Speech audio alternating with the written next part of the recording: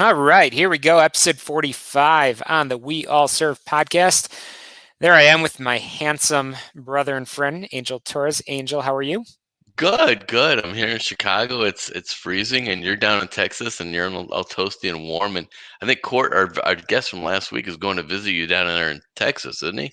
He is. He is. I've talked about him actually for the past couple of days to some of the fellow FA field artillery folks that all seem to have loss of hearing, and Huh? they're looking forward to bonding over hearing aids and all the other just war stories. So yeah, never a dull moment. But I'll start with this. So I was texting yesterday with my former platoon sergeant, who my prior unit was a military police unit in the Arlington Heights area, and they are currently out on a training exercise.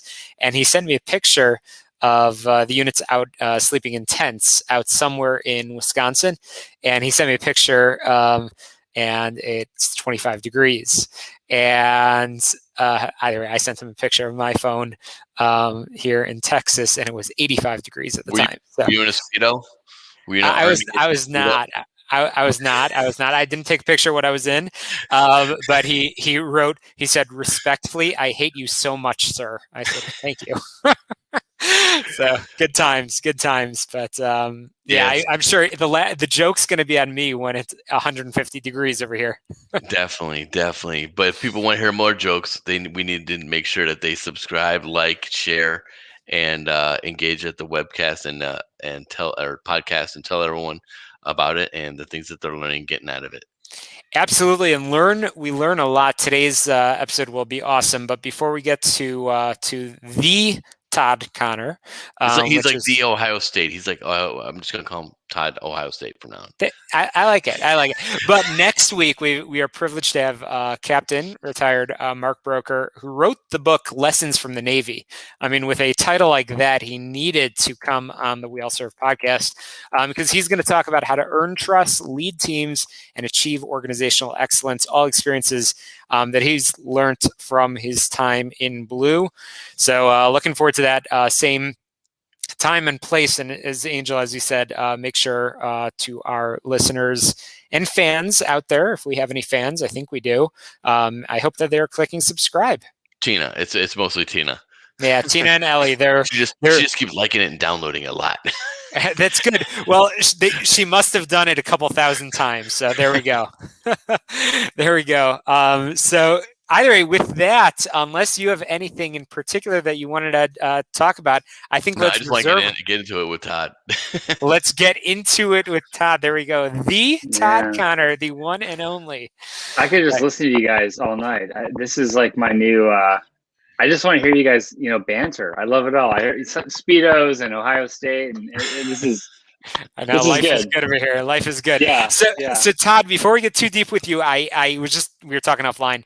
Todd, you have quite the reputation. I know the three of us have known each other. Angel and you have known each other for longer, but I remember the first time I heard your name was shortly after I came into the Army. I remember hearing that military service and entrepreneurship, you've got to meet this guy, Todd Connor. And I remember seeing and hearing all about you. And that's when I reached out and I said, hey, you and I like have to connect. And you just like responded instantly. And I'm very grateful for that. So you've been on my radio show, and it's fun to have you for an encore appearance here on the WeAllServe podcast. You are a widely sought after speaker, thought leader, consultant who leads individuals and organizations to Sailor, unlock sailor, full yeah, sailor. It's true. It's Sailor, true. yep.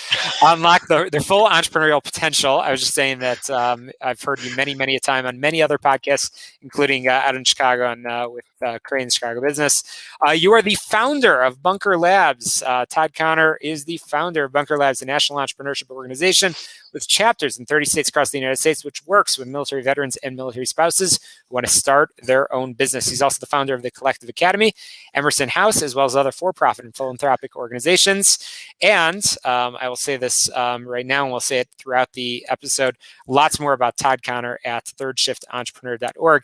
And Todd, I don't know how you have any spare time, but I know you have little ones running around, or a little one running around too. Jasper, right? yeah. Jasper, yeah, he's 14 months, and he's downstairs right now. He's listening to Hamilton. Um, he started walking last week, so we could have a whole podcast on what happens when your child begins to walk. But yeah, no, that is really the greatest gift. Is just being a dad, and that's something that I've wanted for a long time. Yeah. That is great. I love how you see Todd on his individual cast on LinkedIn. He says, "Here's my son Jasper." Oh wait, this is a business website. I'm not supposed to have my kid. Whatever. Just I'm like, it's Todd being Todd. Whatever. I think that's actually a real thing. You know, it's like everyone's trying to figure out social media. I mean, and you guys are, you do a great job with the show, and it is interesting how we kind of have these boundaries. And I'm kind of on a mission to lower the boundaries, remove the boundaries, and really, and this is part of the book and everything else I believe is like create a access point for people to talk about what they care about. And it doesn't, I think if we say it's entrepreneurship, it gets a little stigmatized. If we talk about the lives we want to live, that's a kind of a broader aperture. So I'm less interested in sort of entrepreneurship, more interested in like what's the life you're meant to live, and obviously the work that we do plays a big part of that. So not to kind of go deep out of the gate, but that's what I'm thinking about. It is, and that's one thing I love about you is that you operate in a business space and you surround yourself with these people, the Justin Walkers, the Rebecca Keedy, and Court and what's his name? Oh my gosh, Kirby Atwell and Steve, and you surround these to get around them, it's like we're all the same. We're all speaking the same language. We're supposed to speak, but we're all in business, and it's unique and it's so valuable. And I'm like, Todd's got his own gravitational pull. That's what it is. And you just draw these people to you. What do you think is the key to that? Well, I don't know that I've got gravitational pull, but I think it is, I don't know. I think people are looking for an invitation to express themselves and to sort of show up with half-informed ideas, half-informed dreams, and like we just need a place to sort of bring that stuff and pressure test it and shape it and mold it and make sense of it. And I think that's what you guys believe in as military, active duty serving as you are now, Shalom, and then Angel for you as a veteran as well. And so I think that what I see is this: there is a big white space where somewhere between I'm standing at a pitch competition or at 1 million cups or at 1871 pitching my idea, and I'm in a job that frankly, like I'm grateful for, I'm employed, but I'm feeling underfulfilled. I'm feeling underutilized. There is a big white space between those two realities that I think we need kind of opportunities to come and have a conversation about, hey, I've got a job, it's not terrible, I'm grateful, all that, but I want to be somewhere else. I don't even know exactly where that is, but I know it's not here. Or frankly, I know where that destination is. I want to be a successful business owner. I want to run for office. I want to do this, but I don't know how to, like, what's the incrementalism that gets me from my current reality towards that aspirational future state. So I've been very just always interested in that conversation forever. And I'm not interested, frankly, in what happens to the right of the pitch competition. At that point, it's like, yeah, how you raise money, venture capital, all that stuff. That's like the sexy stuff that I think most people are interested in. I am not interested in that. I am interested in the early alchemy that gets someone from sitting in a job in which they're maybe fulfilled, financially secure, or not fulfilled, but financially secure, towards some kind of small actions that get them stepping into their kind of bigger destiny, whatever that may be. And I've seen that with so many people where I thought, gosh, it's like you create a small inflection point, a 1% difference in the trajectory of their lives, but a 1% difference in the trajectory of your life over the course of, if it's 1% every week, 52 weeks, that's like a dramatically different life at the end of the year than you were living at the beginning of the year. And I believe that is possible, but I don't think that we talk enough about at the early stages of becoming an entrepreneur about what that process is and what that looks like. Yeah. And Todd, it's funny. Angel and I do this all the time. Angel always talks about sort of what you're doing. And I always like to sort of bring it back and talk about the start of your military service, which in turn, I want to get into sort of, your childhood. I hate to get all philosophical over here, but what was it that caused you to walk into a recruiter's office, into a Navy recruiter's office, and join the military yourself?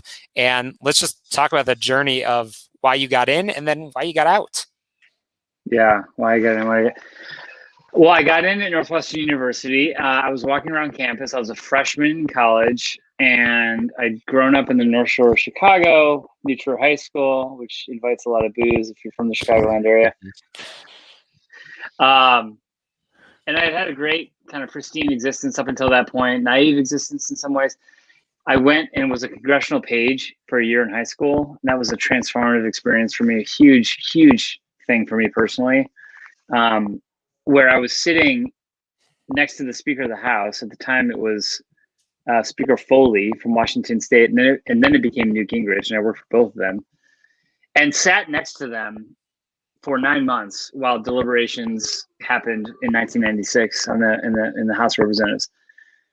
So what I saw in that moment was, and I think this is true for a lot of people in the military, and I'll get back to that, was sort of like, this is the game being played at the highest levels. Like, you get a glimpse of a world that is like, wow, like so far beyond your own.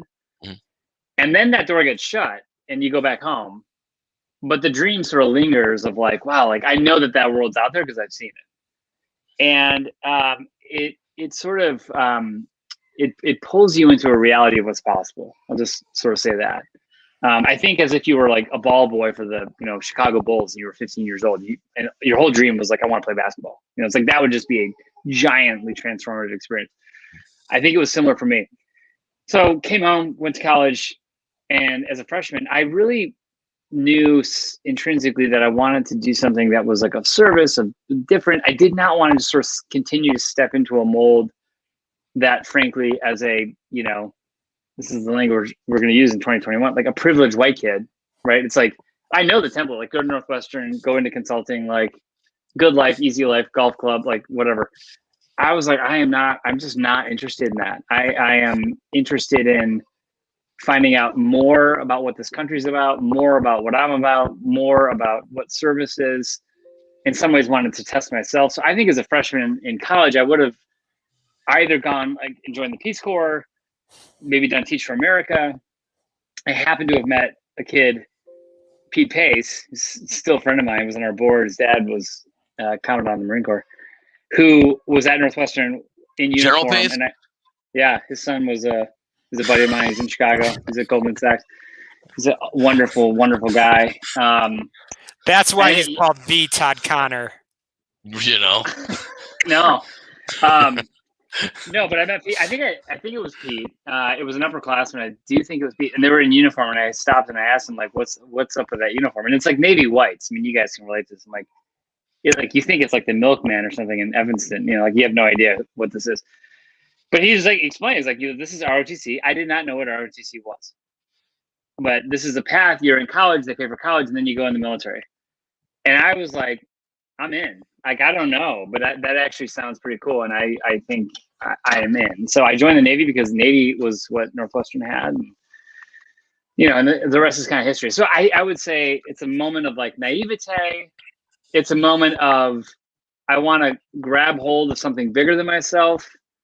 It's a moment of like, fear, but also ambition. Like, I don't know if I can, but therefore I should. Possibilities. It's all the stuff that to me goes into starting your own business in a lot of respects. Like you wonder, you're wondering, it's a competition with yourself. Like, I don't know if I can do this, but let's try. And so that was it. And I never wanted to stay more than 4 years. I never really contemplated that. I came, it was also during Don't Ask, Don't Tell. And, part of my story is, I got out of that and came back and, got married to, my husband of, 12 years. And so, but that wasn't really a driving factor for why I got out.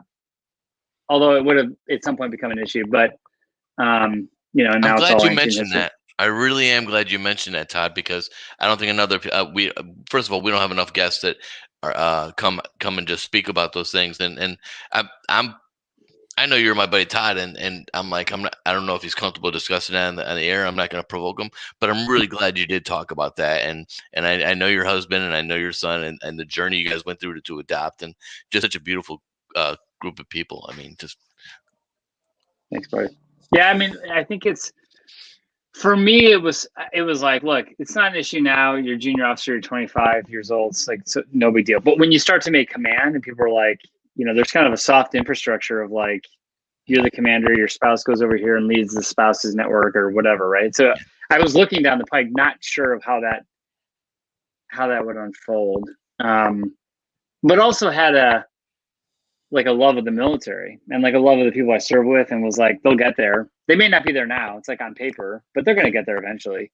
Mm. So you got to be an optimist. You got to have a view towards history and know that like it's all going to work out in the end. But anyway, entrepreneur. So I'm going to bridge this story real quick and say, got out of the military, had a great experience, but also was ready to do the next thing, and did a bunch, did some things in the private sector, but then, starting a business kind of reignited me in a way that being in the military had, which is like you're kind of out there and you're testing yourself and you're finding out, and it's hard, but it's hard, and if it's not working, there's no one else to blame. And that's a unique thing that I think is, I like, I think you got to be wired for it, but I like that. Yeah, the podcast is called WeAllServe, and what's interesting is that your life has been consistently about service to others, and it's from when you worked for Chicago Public Schools, when you had that you ran for office, when you started Bunker Labs, and this whole ecosystem that is about and driven towards support, and VLC, Veteran Leadership Council, which I'm a little minion of, and it's all about people taking care of other people, and that all became off the kind of brainchild, the 1 degree brainchild that you just started planting these little seeds, and things just started kind of growing. Thank you, Angel. I don't know. Yeah. I mean, it's service, but it's also selfish because I feel like the reward of doing interesting things, it's just being connected with people. Like, and maybe part of this is being 42, turning 43 soon. And like, as I look back on the chapters of my life, it's the ones that were the hardest, where you're in it with people that are just so like the most rewarding, and so your mentality about things that are new and scary begins to shift. And I actually had this realization about 6 months ago where I was like, we're in the pandemic and all that stuff. And Andrew gets after me because it's like every 4 years, if it looks kind of static or frankly successful from the outside, I get a little antsy because I'm like, the good stuff is when you're forging it and you're starting it, you're building it. That's when like you're in it with people. That's when like the good stories get created. It's a little bit like, being in the military and not being on deployment. Like on the one hand, it's the better life. It's easier. It's more consistent, all those things. But on the other hand, like that's not where the stories get created. That's not where the lifelong friendships get made. It's when you're deployed. It's when you're doing stuff with people in which you're like tested, right? So I don't know if that is like a service mentality or like some kind of a junkie for that sort of experience. But I just, when you've had that depth of experience with people, it's hard to just turn that switch off and say, I'm just going to be satisfied with like a collegial kind of working relationship where like, we have a sheet cake in the break room once a month, it's like you've had more and you want more from people, from experiences, it's the joy. So let me stay on that point for a second. Can you point to any greatest friends, mentors from your time in service that maybe you're still in touch with, or maybe you've never spoken to again, that were sort of those had those game-changing moments with you? Mm-hmm.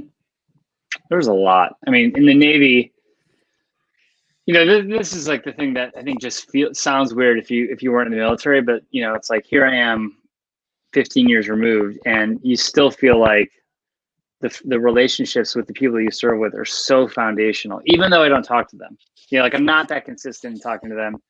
And they're not that consistent talking to me. And like, that's actually, I think, okay for all of us. Like, it's not, it doesn't, in some ways it doesn't require the constant nurturing because we could just show up and be there and get right back to where it was.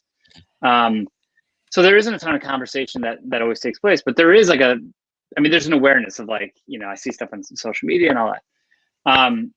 My senior chief was a profound kind of mentor to me where I was a junior officer, he's the senior chief, but we just had a rhythm and an understanding of like, here's my lane, here's your lane, and I'm gonna like completely respect your lane, and you're gonna completely respect my lane, and it just was so symbiotic, and our lives were made so much easier by the relationship that we had and the guys that we were leading, and it was just magical. I mean, I literally was like, like when you're in a place of work where you're like, I'm really good at this, I'm really excited about it, and we completely fit into like our assigned roles.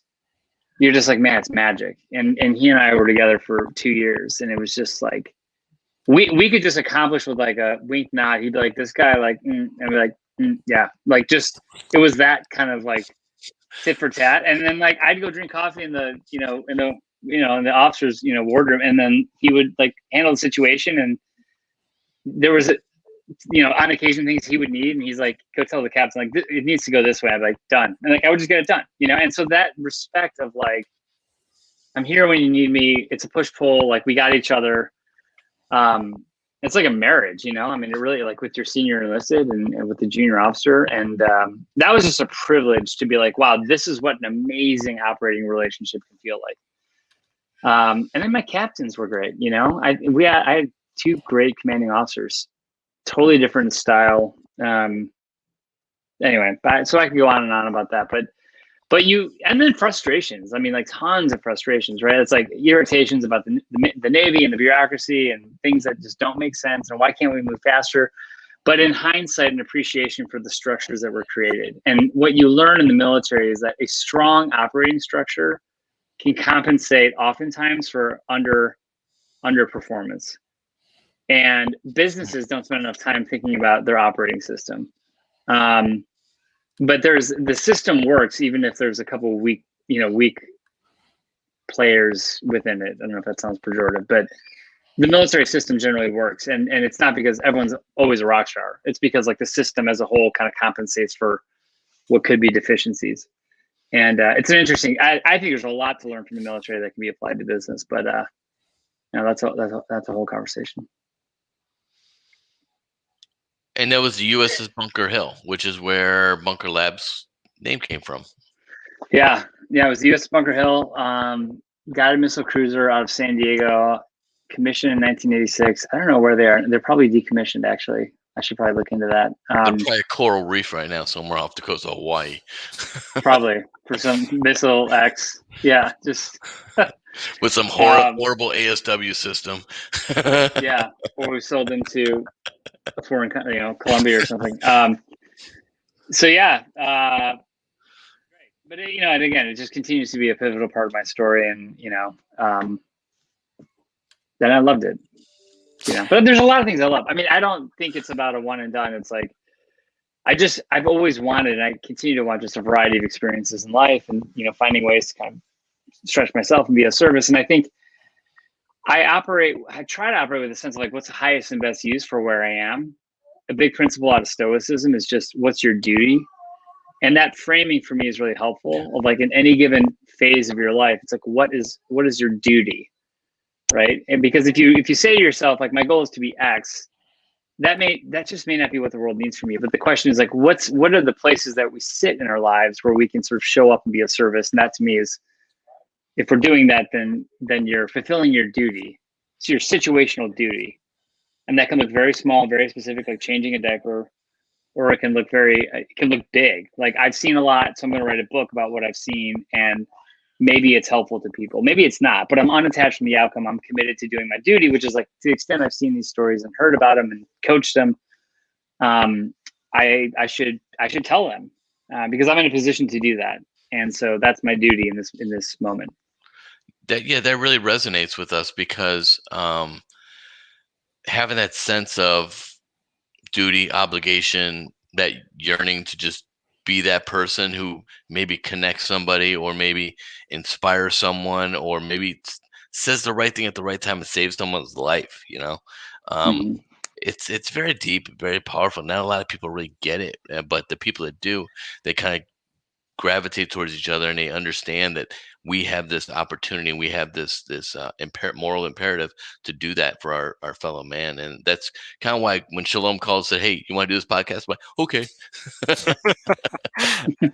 That's pretty much how he sounded, just saying. Yeah.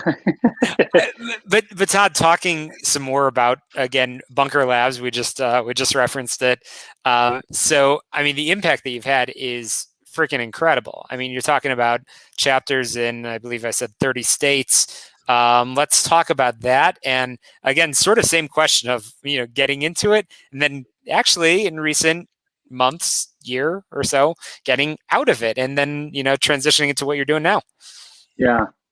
Yeah. I mean, the organization it's a privilege to help people start businesses. It's like you can kind of get people at their most tender and aspirational moment where the stakes are really high. I mean, they're coming to us, and this was a big thing, was like, they're coming with their dreams, and like oftentimes I consider it a huge honor to be a place where people bring their dreams, and maybe the place where they utter out loud for the first time what it is they hope to do. Yeah. And they couch it and like, well, it sounds crazy, and like, I don't know, and there's reasons why I shouldn't. I'm like, yeah, but like, what is it you want to do? Like, what's the dream? And it's like, I actually just want to open up a landscape business. I just think it'd be great. Like, do it, or I actually, I've been making, cooking this pie, and everyone loves it. And I'm like, maybe I should make a website for it. Make a website for it, So I find that work on like just really fulfilling. And I was, started the organization. I ran it for 6.5 years, but 7 years almost. But I felt like it was time to kind of go into a different season. I was, preparing to be a dad. I wanted to focus on that. I also wanted to, frankly, in some ways get closer to just the direct conversations with entrepreneurs. I mean, when you're running an organization, when I step back, it was, by then it's like it's a multi-million-dollar a year nonprofit, and there's just a lot of organizational tasks that go with that. It's management, it's staff. We had about 28 staff, it's sponsors. And so you're managing a lot of complexity, and you get increasingly kind of removed from the work of just coaching people on how to start businesses, which is kind of my original passion and why I got into this whole thing in the first place. And so I wanted to get back to that. I'm still with the organization. I'm doing stuff, but we've got other leaders that are rising into stepping up and stepping forward. And that's the way it ought to be. And frankly, it needs to be. I'm really committed to building an organization that moves beyond me as founder. And there, if you look at the veteran space, it's hard for a lot of organizations to move beyond the founder. And I'm really committed to that happening for Bunker Labs, because I want it to go on into, perpetuity, or at least as long as it's needed for the next generation. And the next generation is young. So I'm really committed to, like, we got to constantly have this kind of regenerative nature of the organization that gets younger and refreshes according to the current generation's needs coming out. And so not to say I'm like 42, but the guys getting out are men and women are 22, 24, 18, 19, like they're young. They're going at 18, come out at 22. Standard. 42, yeah. 44, 50. Or 42, 44, you get that 50, big gap. right? And they got, like, sure. I had to refigure stuff out. Yeah. I mean, so that's there too. But, I felt ready to, that there are other people that are as equipped or better equipped to sort of take it for its next chapter. I can play a role as a spark to kind of ignite the thing.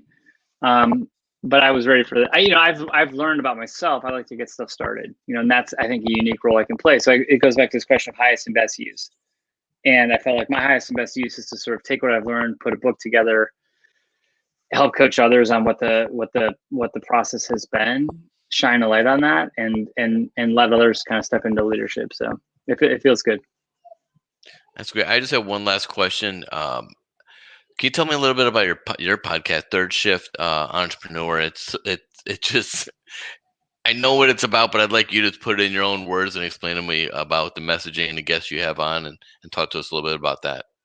Yeah. So there's a few different avenues, which is the website, which Shalom has shared. Thank you. And which there is a podcast. There's also a bunch of LinkedIn content, and then the website has videos and interviews and other stuff. The premise of this is, how do you start a business without quitting your job? And I'm super passionate about this because I feel like the startup kind of literature and conversation has mostly ignored the reality of most people, which is I can't afford to quit my job. I can't do a full-time incubator accelerator program.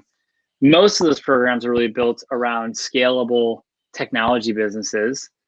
And so if I'm someone who's 38, first generation to, go to college or getting out of the Marine Corps or still in the Marine Corps, or frankly, like single mother has kids, like I'm not quitting my job. And by the way, like what if the business I want to start is a food truck? What if the business I want to start is being a graphic artist? What if the business I want to start is, I'm a therapist working for another practice, but I want to start my own therapy practice?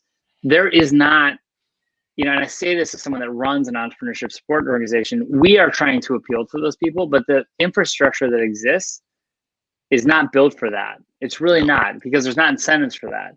And so we've conflated entrepreneurship with what is really scalable, technology-driven, venture-backed startup businesses. And that is a very small segment of the number of the businesses that are going to be started in this country this year.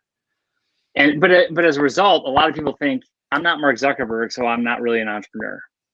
And so we have a giant problem with diversity in entrepreneurship. We have a giant problem with not enough people starting businesses, thinking that they're not qualified, that they're not allowed, that it's not legitimate.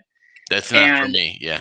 It's not for me. They don't see themselves in those stories. And so Third Shift Entrepreneur is an invitation to keep your job, start a business. And it's a 344-page book about how to do it. And there's a way to do it. And I've seen it dozens, if not hundreds of times in my own life, in other lives. And there is a fictional story about a guy that kind of goes through this transformation of longing. Begins with like, I've got a job, I'm okay, but I'm not, like, I don't feel fulfilled. And that's the genesis. And then there's transformation through that towards him starting his own business. And then there's also kind of like a 12 observation framework for people that want to see like broken down, like what exactly are the 12 things? And I've gotten very specific as to what those 12 things are for how you start and how you succeed. And by the way, like at some point, the market either wants what you're doing or it doesn't. But how do we show the market what's possible in order to kind of get the reaction that it is in fact what they want? And so, I think we've just got to have a very different conversation, hold up very different heroes, tell very different stories if we want more people seeing themselves as being, future entrepreneurs. And more people should, and more people can.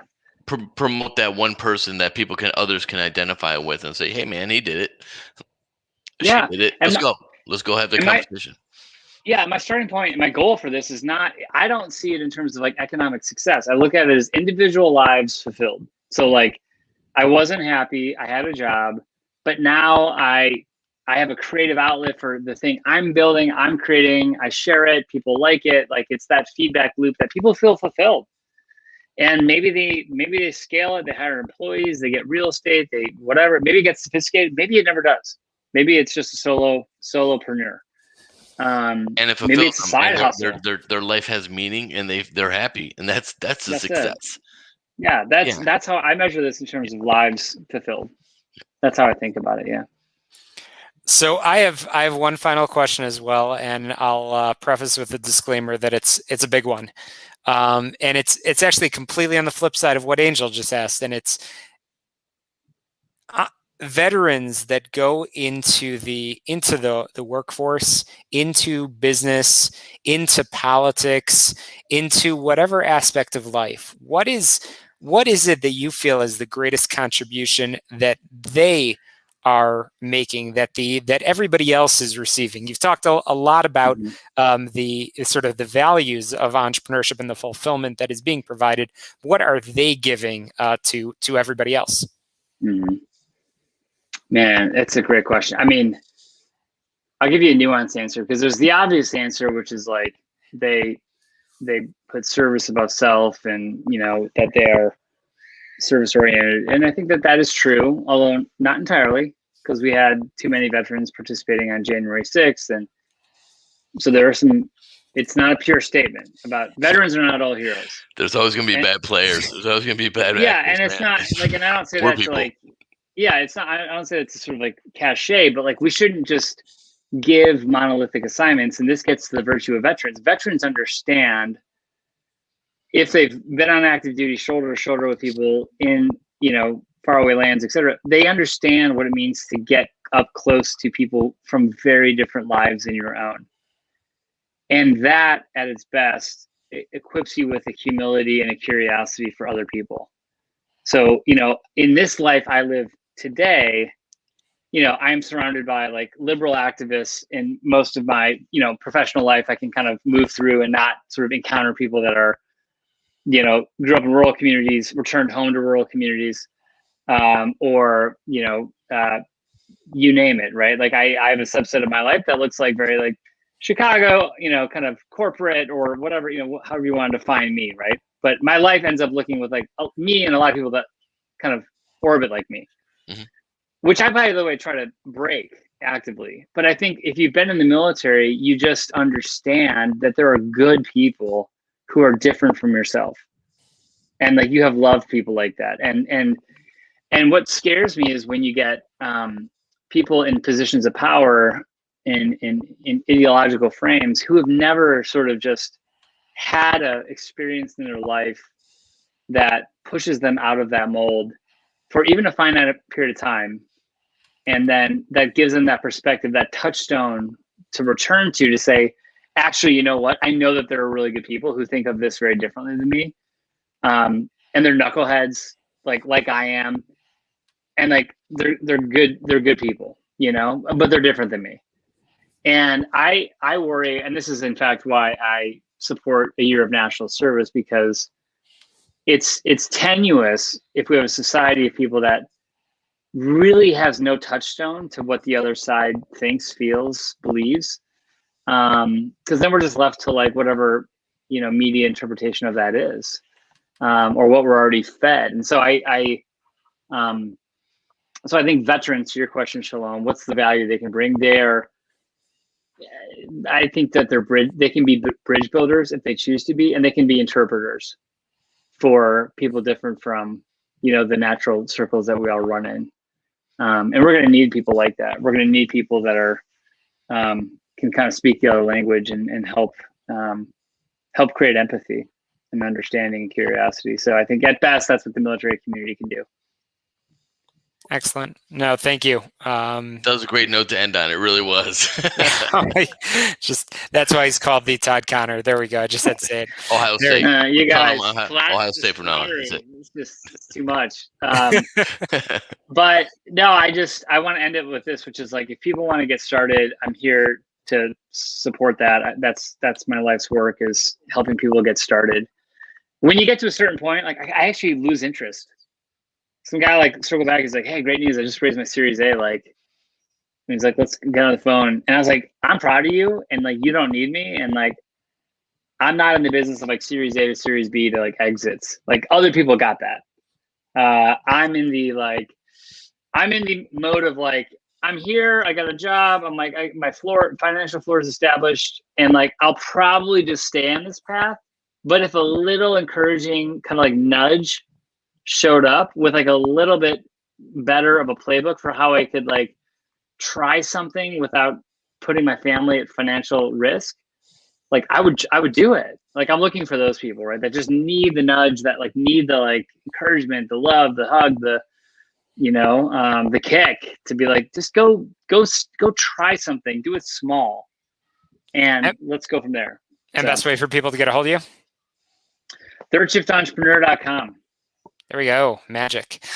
Sweet. No, absolutely. Definitely get in touch with Todd. Check out the podcast, the book, and everything else that's going on. And Todd, Book's thank you Amazon. Book is on Amazon.